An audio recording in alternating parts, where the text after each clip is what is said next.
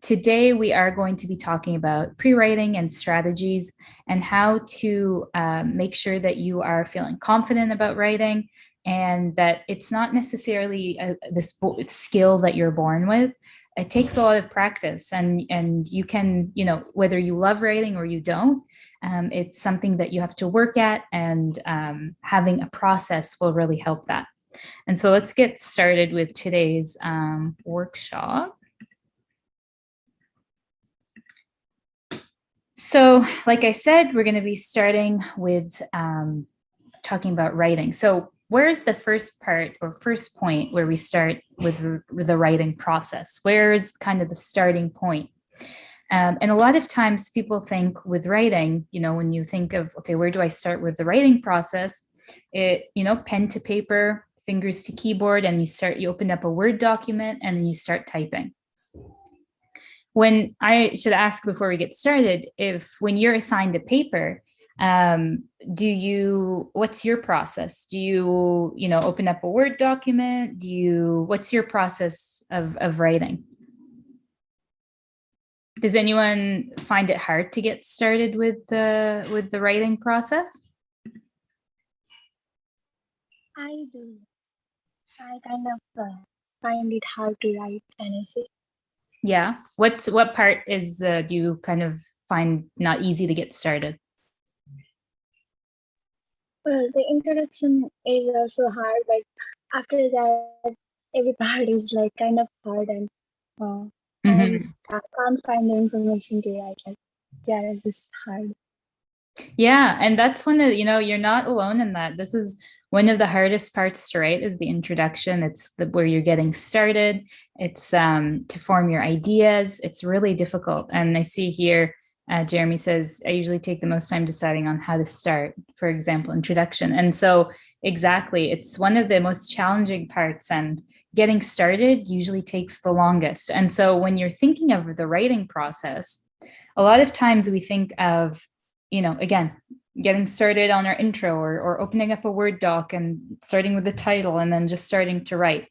But we want to think of is this 40-20-40 rule, where 40% of our time should be allotted to, so this basically is a rule, 40-20-40, that relates to the time allocated to different stages of the writing process. So 40% of your time should be devoted to the pre-writing. So think of, if you have 2 weeks to write a paper, 40% of that time, so almost half of those 2 weeks, should be allotted to the pre-writing. So even before you put pen to paper, this is where you start your researching. This is where you start your looking up sources. Remember we talked last session about your ideas and developing critical analysis and reading and all that happens in the pre-writing strategy. Then you have 20% of your time, so not a lot, is devoted to writing. So the idea is the more time you spend pre-writing, so researching, developing your ideas, formulating a strong thesis statement, critically analyzing your sources and making connections, the faster the writing process will go, because you have that foundation set in place. And it should only take you, figuratively within that ratio, 20% of your time. And then the final 40% is dedicated to revision or editing. And so you really see that within writing, almost 80% of your time is allotted to not really the actual writing of the paper, but to pre-writing and kind of that revision, editing, which you do writing in both, but not specifically for the paper itself. And so you see that, adopting this strategy will really help you to start thinking about the writing process and how much of writing is actually thinking about the topic or thinking about what we want to write.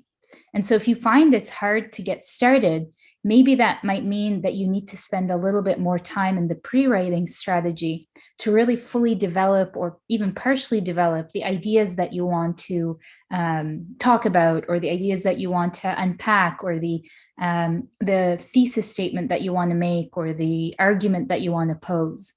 And so in today's session, we're going to talk about ways to make it a little bit easier to get started.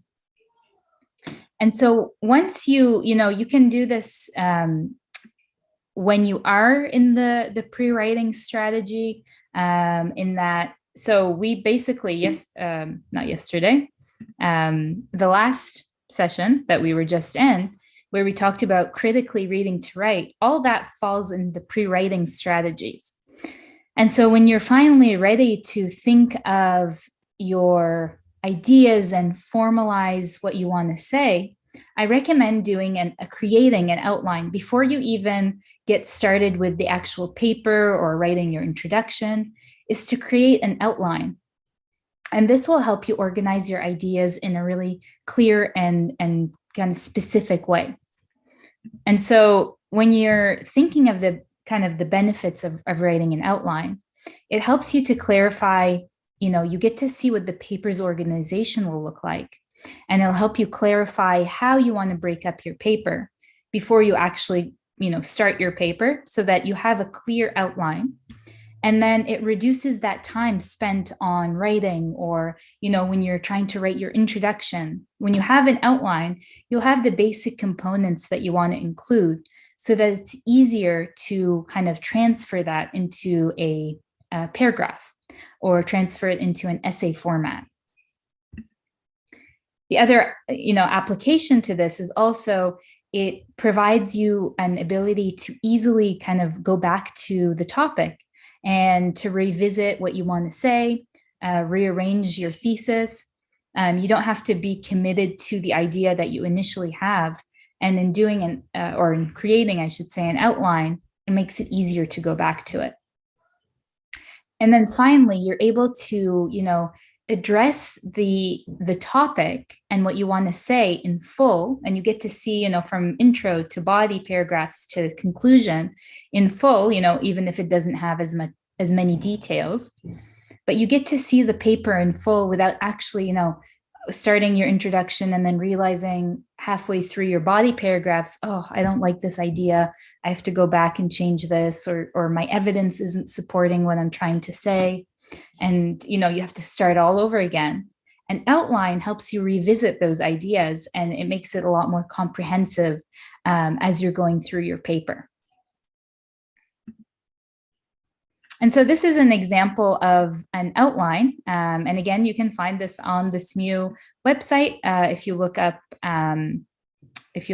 essay outline or essay and are on the Writing Center webpage, you'll be able to find this type, or you can use your own type of outline that works for you. But you can see here how it's broken up, or it's breaking up, I should say, the introduction. It's breaking up the first point, which is the first paragraph, into these subsections that you can fill out as you're going through. And it really gives you a clear idea and a guide in letting you know, okay, do I have a thesis statement? Do I have an argument? And we'll talk more about these elements in a second, but do I have an argument? Do I have a mapping scheme? Does my body paragraph here, the first point, does it have a topic sentence? Have I provided specific evidence? Did I provide a clear explanation of my point that I'm trying to make? And did I wrap it up with a nice concluding sentence? So this guide really helps you to organize your ideas, and it makes it a lot easier when you actually start your essay, or start the writing paragraph process of your essay, to really look at this and go, okay, I have a guide. Now I just have to kind of put it all together. And you'll find then the writing process is a lot quicker because you already put in that pre-writing and base work at the beginning. And this will really help with that, if you find, like a lot of students, that to struggle to start an essay or struggle to kind of get your ideas together, an outline is really helpful. Oops, sorry. Can you all see my screen still? The PowerPoint? Yes. Okay. And can you see as the slide changes? Yes. Okay. Sorry about that. There's just something opened up there. So when you are starting your outline, you can use that paper that I showed, that essay outline from the website, or you can start a blank Google Doc or a blank Word document and start writing, notes that you found from your readings.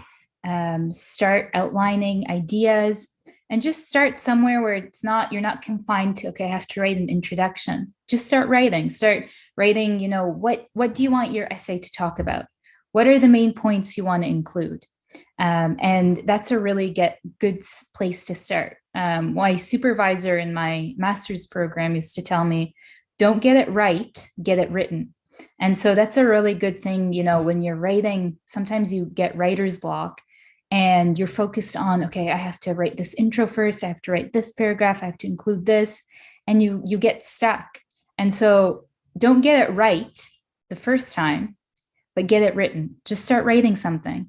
And then you can always go back, delete, edit, but just start that writing process and start outlining, formulating ideas, and giving yourselves options that make sense to you as well when you're in the writing process. Okay, any questions on that before we move on?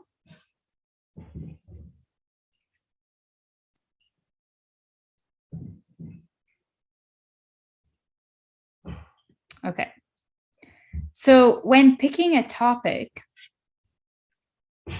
it's important to think of, often the course instructors will give you a topic, or they'll give you a broad topic where you have to kind of narrow in or choose your own. Sometimes they might give you, the main topic is on love, and you have to find texts that's, text that you're reading in the course and connect it to the idea of love.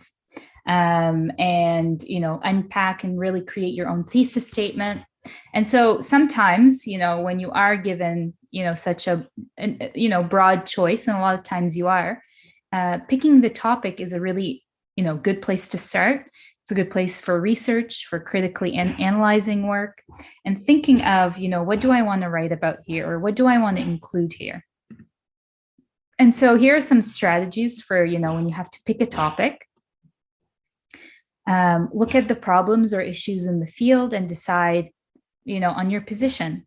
Remember, when you are providing a thesis statement, and we'll talk about this later, it's about providing or giving or taking a position or making a point in your essay. And usually it is, whether it's an argument or taking a position, can be kind of derived from the problems or issues in the field. And that's a good place to start finding a topic. Another area is focusing on a specific part of the issue. Remember, when you are making writing an essay, you don't want to be too broad. And when you're coming up with a topic, you don't want to include too much, information. You'll end up with an essay that could be 20 pages long.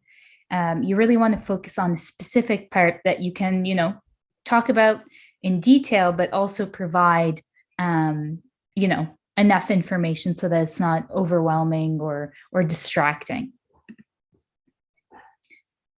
And, you can be confrontational. It's okay to choose a topic that doesn't have a lot of support, that maybe is maybe something that isn't researched as much, that isn't maybe very popular. And that sometimes can make for a good paper as well, because you're kind of taking a position in an area that maybe a lot of people don't want to, and you can find some good resources to support your argument or provide information. So don't hesitate from that, right? A good also, when picking a topic, a good place to start is from what you know, but also from what interests you. A lot of times we might be assigned essays that we're not really a fan of the topic, or maybe is boring to us. So try to find something that interests you within that area, and it'll make for, a paper that it'll make it easier to write that paper because you yourself are interested in that topic. And then try, a good way is to try out simple binary choices to see if one matches your position on the topic. So, is good or bad? Do you agree or disagree with this topic? What's your position on it? Do you think it's right? Is it wrong? And this is a good basis for your argument that you're going to create in your essay. So these are just some, tips for when you have to choose a topic, as it can be a little bit tricky, but this makes it a little bit easier, to think about what you want to write on, what position you want to take, and, finding something that interests you. So in looking at, even, going into these, when choosing a topic, things to consider, what were the main ideas that were presented? Was there anything interesting in these issues that caught your attention, just like we talked about? Did you disagree with anything? Did you, agree with something? Can you go further and explain it some more? And was there anything that opened up, this is an important one, new perspectives? Did it kind of introduce you to these new ideas, I should say, that you weren't aware of? And so when thinking of your topic, these are some good guiding questions as well to ask yourself. And so again, this is part of the pre-writing strategy. Remember, writing is thinking, and a lot of it is not putting pen to paper, but really thinking about what you want to say, analyzing, synthesizing, so that you can really get your ideas in order and communicate them well to your audience. So let's talk about thesis statements. So these are thesis statements, or the arguments or the position, the main point of your paper. This is, some students are, find it hard to write these, or they're writing them, but they're missing kind of some pieces, or they're being too broad or too narrow. And so let's talk about what makes a thesis statement, kind of the foundation of your paper, how to write a clear and strong one. So some things to think about, your thesis statement should be in the form of an argument, where you're taking a position that is narrow, specific, explained, and reasonable. And so we'll talk about each of these, but you really want to make sure that your thesis, because it is basically the foundation, what your entire paper, the whole point of your paper, what it hinges on, is the thesis statement. You want to make sure that it is well formulated, that you have a good idea of it, and that it's strong. So let's look at some examples. So an argument is something that you can basically take a position on, that you can, if someone says something, you can disagree with it. There is a point, the person has taken a side, basically, or chosen, is making a point that can be debated. And so here, reading this thesis statement, this paper will discuss the starting time for schools. Do you think this is a strong thesis statement? Why or why not? And feel free to unmute if you feel comfortable, or use the chat. Excuse me.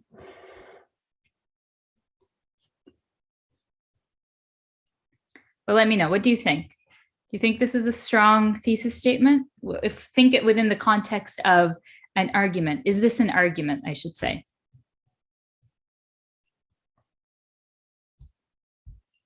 Is this taking a position? Sorry, go ahead. I don't think it's an argument. Yeah, you're right. Yeah, you're right. It's not. Why do you think it's not an argument?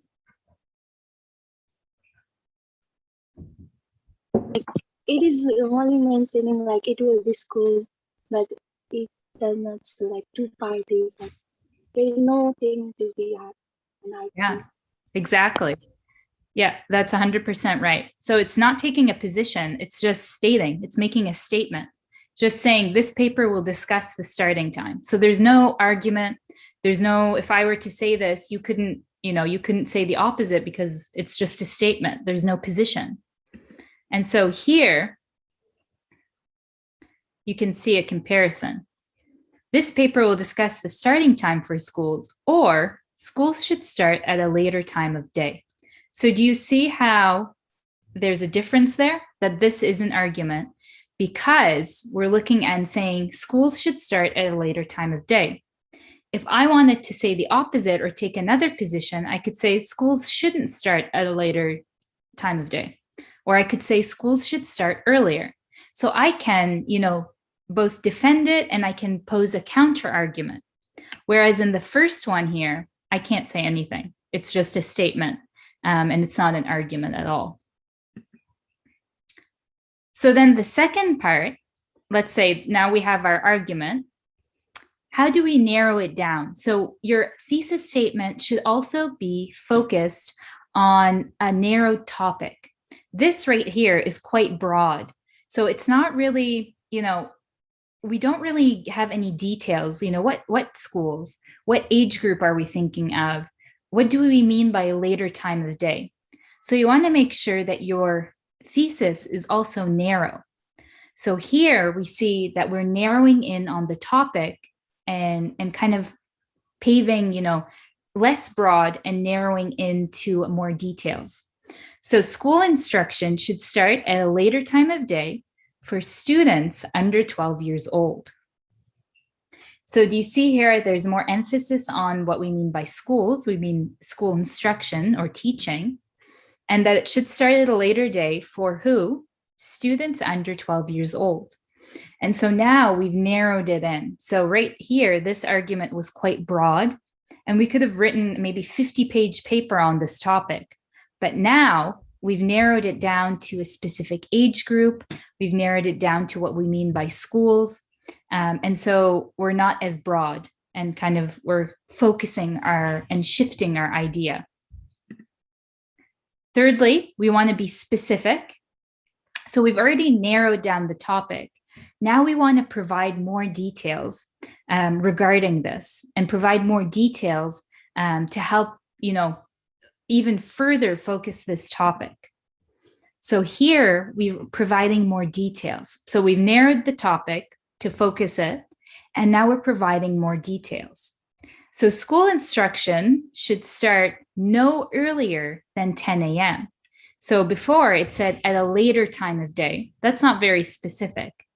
But when we specify these details of no earlier than 10 for students under 12 years old, we're providing more specificity and detail to the thesis statement.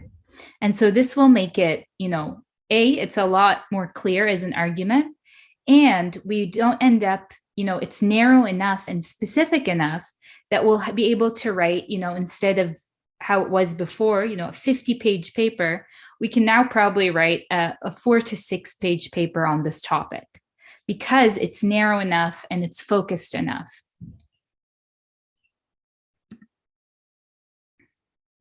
And then finally, we want to make sure that our, that our topic is explained. And so what we mean by that is we provide context. And so here we're saying school instruction should start no earlier than 10 for students under 12. So here, looking at this comparison, what do you think explained means? What do you think it's, this bolded section here, to improve student academic success and well-being? Why do you think this is important to include and make the thesis stronger? What are your thoughts?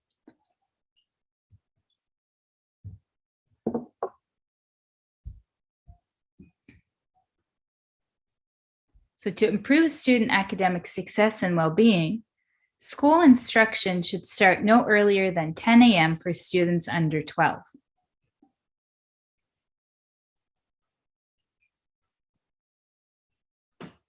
What do you guys think? Do you think it's providing more detail and giving context?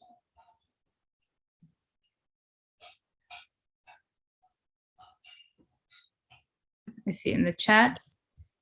Okay, so Sarvpreet says, yes, 100%. Yeah, exactly. So it's providing some context to say, okay, so school instruction should start no earlier because it improves academic success and well-being. And so it's explaining, the significance of having this, of moving school instruction to, no earlier than 10 a.m. So it's explaining the reasoning and why this is necessary. So again, providing more detail and context. Now, what we want to also avoid is being unreasonable when we're writing a thesis statement. We really want to provide a reasonable, clear thesis statement. So what you want to avoid is generalizations, personal beliefs, and absolutes. So when we think generalizations, usually we think of it as a blanket statement where, you want to avoid a thesis statement like schools start too early. So that thesis statement, even though you may believe it or there's evidence, somebody can easily come and argue it and say, no, they don't start too early, and debunk your whole thesis or argument, and your whole paper will fall apart. So you want to avoid making these broad general statements, comparing this one here. School instruction should start no earlier than 10 for students under 12. So you see where there's no statement of, school's instruction starts way too early and it needs to start later. That would be a generalization, whereas that's something you want to avoid because it's unreasonable and can be easily argued.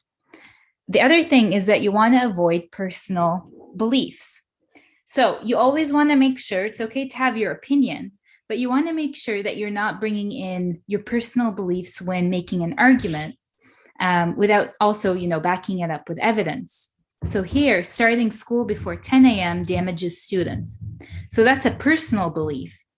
Now, you want to avoid stating it in that way, and instead write it in a way that can be argued, that can be defended, that you can provide evidence for, and that you can explain. And so you want to avoid personal beliefs as well, as this is something that can be argued. I can write a counter essay and say, actually, here's the evidence that shows starting school before 10 a.m. does not damage students.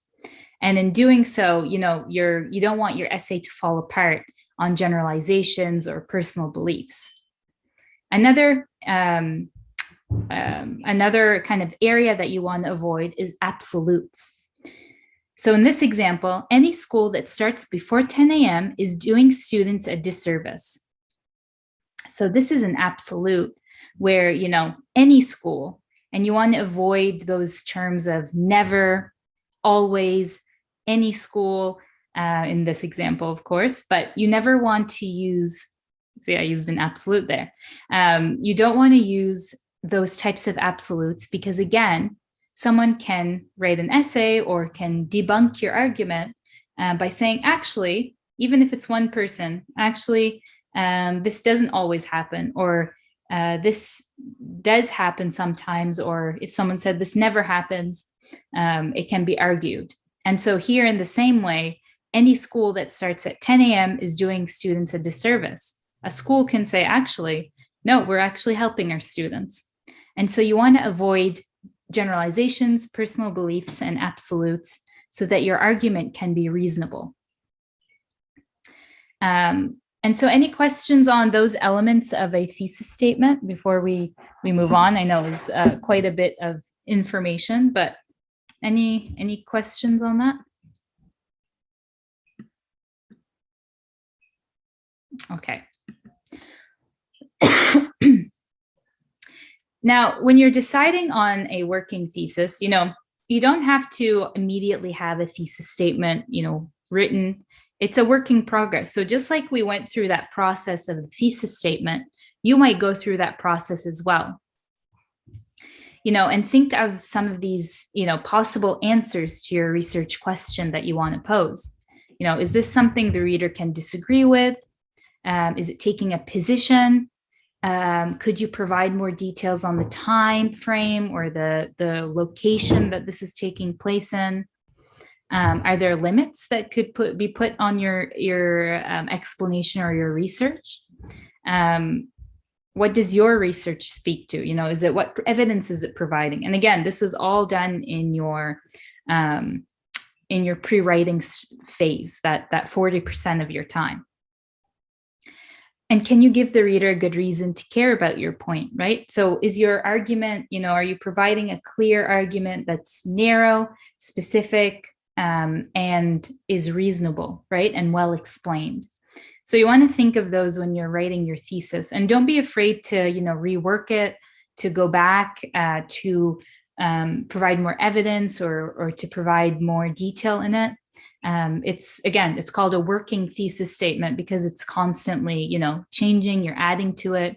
And it's just, sometimes you just have to have a start, and then you start building on that and making it more detailed. So the other part, and we saw this earlier, is with a thesis statement, your argument, you want to have a mapping scheme. So the mapping scheme is a really great way to have your argument proceed. How will the argument proceed through your essay?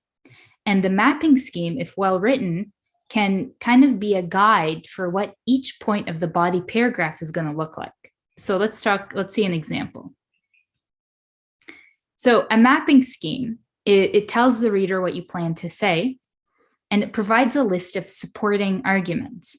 So those supporting arguments, each one that you list, is going to turn into a body paragraph within your essay. So think of the thesis statement as X. So X is true. So your thesis statement is true because of A, B, and C. And so A, B, and C is your mapping scheme. And eventually A will become paragraph 1, B will become paragraph 2, C will become paragraph 3, and so on.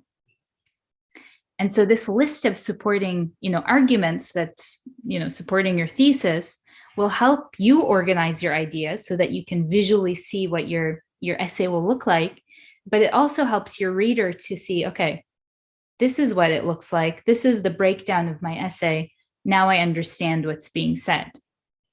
So is that clear on what a mapping scheme is? Does anyone have any questions? Here's an example so you can see it. But this mapping scheme is for that thesis statement that we just talked about. So again, X, so this is X here, to improve student academic success and well-being, school instruction, excuse me, should start no earlier than 10 a.m. for students under 12 years old. So this is our X, or our thesis statement. So this is true because of A, B, and C. So this is true because this would stabilize students' sleep patterns, mentally prepare students for daily learning, and promote healthy childhood development. So here are our A, B, and C. And each of these points here, this would stabilize students' sleep patterns, will become paragraph 1, paragraph 2, and then here, paragraph 3, promote childhood development. So you can see you've already organized and, developed the basis of your essay. And now you just have to organize it, provide evidence, and of course, write out your paragraphs. But it's a really nice way of outlining what your essay will be about. And it strengthens your thesis statement to kind of show this is true because of these things.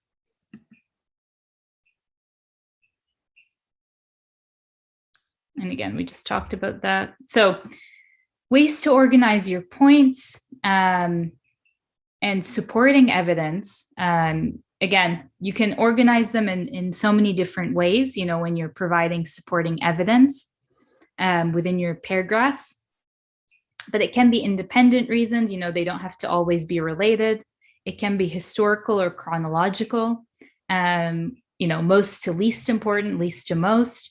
And it can be just a logical sequence or, a flow of events. And so it really depends on the content that you're writing about, but always make sure that you organize your information in a way that is clear and concise, and also makes, sense to the reader and to the flow of the information when you're including, the supporting evidence. And it's logical too in how you organize it. Okay, any questions on that before we move on to the body paragraphs? Excuse me. So just quickly, when we're thinking of the body paragraphs, We want to think of each element of the mapping scheme and how it should be, we talked about the mapping scheme and how each one of those points becomes a paragraph. And so now that you've kind of developed your thesis statement, you're now kind of going to go into your body paragraph and take those A, B, and C points that you got in your mapping scheme and turn them into paragraphs.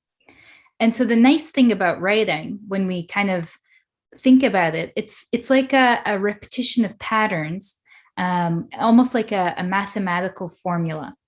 And so when we think of, our this way of writing and thinking of writing and kind of, okay, it's organized in these specific ways, it makes it easier to get started with writing our intro, our body paragraphs, and our conclusion. So these paragraphs help readers by, these explaining these single focus claims and clear transitions, and to clearly explain each, claim to support your argument. So think of your body paragraphs as supporting your thesis statements, right? You're trying to prove or show evidence to prove your thesis statement or to support your thesis statement. So that's what these body paragraphs are doing. And they're a unit of, the whole argument, and they don't simply address just one idea. In total, they work together to support this thesis statement that you've posed. So this idea of repetition of elements is a good way of thinking of writing, because it makes it easier when we break up what a paragraph looks like, or what a body paragraph looks like. So your body paragraphs will always... Can you guys hear me? Yes. Okay, sorry, my electricity just went out. We're having a storm here in Nova Scotia, so sorry about that. I hope the electricity doesn't go out again, but if it does, I apologize. But elements in a body paragraph, we have a topic sentence, evidence, explanation, and integration and conclusion. So your body paragraph should have these 4 elements. The topic sentence is essentially, this is what your mapping scheme, A, for example, will turn into: a clearly or directly stated claim that is the aim of the paragraph, and what the paragraph will demonstrate and what it will be about. It also acts as a transition from the previous piece of evidence or the previous paragraph and leads into the new one. And so your topic sentence should be, a clear statement of what the paragraph is going to be about. The evidence is very important because you want to support that claim that you said in the topic sentence. So this is where you provide, scholarly research, sources, and ways to support the point that you're making. You want to include quotations and paraphrases, statistics, lab results, even, primary evidence like interviews, to really support what you're saying. You want to really make sure that you are providing key support for this claim. And now for every evidence you provide, or every inclusion of evidence, you want to make sure that you are providing an explanation. So you don't just want to include your evidence and then move on. You want to provide an explanation to show your understanding of the material and even apply it to the argument. Why is this evidence significant to this argument that I'm posing? And then finally, you want to integrate that information into a nice conclusion, a little bow on the top of your paragraph. So you want to reinforce your points by summarizing the argument and then relating it back to the thesis, showing the significance. Here's the point I want to make. Here's the evidence. Here's why the evidence is important. And then what it all means, why it's significant to the thesis statement, and how is it proving my point. And so when you include that, each of your body paragraphs will have a very similar format, and you'll be able to apply this to each paragraph, and it'll make it easier in the writing process, especially if it's, you find writing body paragraphs challenging. This kind of organization might help you to, see what the repetition of forms is, and to follow this template. It's sometimes writing it's challenging, and it can be, hard to get our ideas in order. But thinking of it as these repetition of forms can help us organize those ideas. Any questions on that before we move on into the intro and the conclusion? Or if you want me to repeat any of the parts, I'll also leave some time at the end for questions as well. So introduction. So this was something that some of you voiced some concern over. And hopefully with the things we talked about, you'll be able to, think of when you're writing an introduction, you'll be able to, when you put in that 40% of research time and outlining, it'll make that process easier. And when we think of, just like we saw in the previous, slide here, similar to the body paragraph, there's also similar repetition of forms or a structure associated with intros and conclusions. So when we think of an effective intro, we want to think of including these following elements: an opening sentence. And so here's an example of, an opening sentence of that paragraph that we talked about. Around the world, children attend school in the morning. So what your opening sentence should do is it should provide context. So think of your introduction as an upside down triangle. So it provides some context, some background information, just like it does here in this blue or green square. And then it narrows into the point you're trying to make. So it starts off broad with giving some background information on the topic, explaining the significance of why you're even talking about this. And then at the point of the triangle at the bottom is where you include your argument and mapping scheme. And that's when you get into what you're trying to argue. But you always want to start broad and then narrow in. And so your opening sentence, like here, should provide some context, where you're providing, from the workday has been established in North America, and this has been placed on children. So it's providing the reader, for thinking of our thesis statement that we just looked at, this information is providing context on why schools start so early, and it's based on this 9 to 5 workday. And again, it's providing context and explains and gives background information for the reader. An introduction should also, again, so we have our opening sentence, it should also provide that context, so that history, for example, if you're looking at a certain text, the name of the text and the author, it should provide background information, some history, an explanation, maybe giving some, maybe a theory, whatever it is, just to bring the reader up to speed. Because your professor or your peers or whoever's reading it may not have all that information that you have. And so it's important to bring them up to speed on it. So context, what's the main issue? These are some questions you can ask in your paragraph. What text or theory are you addressing? And then the who, where, and when is very important in your introduction to give some context. So who are the people and characters involved? What's the location? Where's this taking place? And what's the time period, right? You want to specify these things, and this is that background information you want to include. You also include the why, and this falls under the purpose. So explanation of the importance, why are you even talking about this? Why is this a key topic that should be addressed? And again, this is giving your reader some of that context. So we've talked about opening sentence, context, and then we just spent a lot of time talking about the thesis statement. And you can see, again, starting off broad and then narrowing into the thesis. So this is where you include your argument and your mapping scheme. And here it has that fourth one.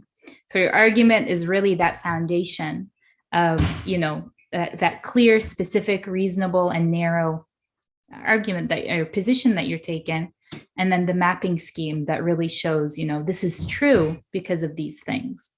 And so this is kind of the basis and the foundation of a strong introduction. And having these elements each time will make for a very strong introduction. And I hope for, if you do find that it's difficult to write introductions or that it's a little bit challenging, that this kind of helps with that organization and helps with that ability to break it down into component parts. And please, if there's any questions, please feel free to ask. I'm happy to talk more about this as well. And similarly, as we talk, the conclusion also has similar elements. And your conclusion, when you're thinking of it, should include these following elements. So a signal, summary, moving forward, and final statement. So a signal is essentially kind of that, it's like the topic sentence, but it's, reiterating the main point. So signal is basically the thesis statement, reminding the reader of what the argument of the essay was, and in a different way. It's not, you don't want to copy and paste the thesis, but saying it basically to signal and remind the reader what the argument was, a summary of the main points. And then you always want to talk about moving forward, what was found, what was the importance, what was the overall conclusion, what does it all mean? What are maybe the next steps? In the case of the thesis we're looking at, this could be, moving forward, there should be new policies put in place for children under 12. There should be a petition to start classes later, blah, blah, blah. Could be a series of things. But you never want to just end it with a summary, but you really want to think of the implications. And then to wrap it up, a final statement that wraps everything, provides the significance. It can provide, maybe, future steps. It can also provide, just a blanket overall statement, almost like a neat bow on a present to just wrap all the information up. And that's just something that's key and very important when we're thinking of writing an essay, and to provide that conclusion of what was being said. So again, these are just some things to remember. Don't rephrase the introduction. Again, like we said, introduce and don't introduce new ideas or facts. That's very important. You don't want to bring in new claims. You don't want to bring in new ideas. The conclusion is just to reiterate what was already said, to make, conclusions, to make final thoughts, but it's not to introduce new ideas or new claims. Don't make absolute claims. Again, that falls under the same reasoning for thesis statements. And don't draw unreasonable conclusions either. So again, don't make generalizations. Don't make any, bring in personal beliefs that aren't, you don't have basis of evidence. And don't provide any, absolutes, again, to avoid, breaking down that conclusion. And so kind of to wrap up, basically with your intro and conclusion and your body paragraph, you basically have an essay. And just kind of when you're completing the rough outline or your first draft, you kind of you'll find that as you're writing your outline, and you're adding details to it, you'll find that when you get to the writing process, you have a lot of information. And if you follow those steps of, okay, an introduction has these 4 elements, a body paragraph has these 4 elements, it makes it easier and almost mathematical where you're plugging in information. And you'll find that, writing is a process. And whether you enjoy it, whether you don't, it's a process nevertheless. And it takes time, it takes effort. And so don't be afraid of that effort. Sometimes when we have something that's difficult that we have to do, we kind of hide away from it. We try to avoid it. But when you're writing, you want to make sure that you have to kind of face that fear head on. You have to put in the work to get a successful and strong essay. So put in the time in the beginning, and do your research, write your outline, try your best to form something that have a strong foundation, have a strong argument, and you'll find that as you're providing evidence, that process gets easier and easier the more that you do it. And again, there's so many resources and supports that are available to you. At the Writing Center, we offer free one-on-one tutoring for writing. And again, it's not a remedial or it's not a punishment to come to the Writing Center for these tutorials. It's to have someone help you with the writing process. And you can bring in your paper and you can have a tutor look through it. It's not editing service, but to help you with your academic writing and communication, to enhance your skills. And similar to what we did today, talk about the different processes of writing and how to improve your own writing, and give suggestions as well. And again, you can visit us at smu.ca, and you have this is the website here, or email us if you want more information. And you can also visit our website. And yesterday I gave you a handout with our website there, so you can visit that. And you can see our group tutoring. You can see the free guides and handouts and other resources like videos and recorded workshops, because writing is a process. And even if you're really good at it or it's not your favorite thing in the world, it's still something that you need to constantly work at. And I hope with education and with this new your new adventure into a higher education, it might be it's going to be a change of pace. And so reach out to the supports, and that's what's going to make for a successful semester. Reach out to the library, reach out to any supports that you need to succeed, and it'll really make a difference in your kind of university experience.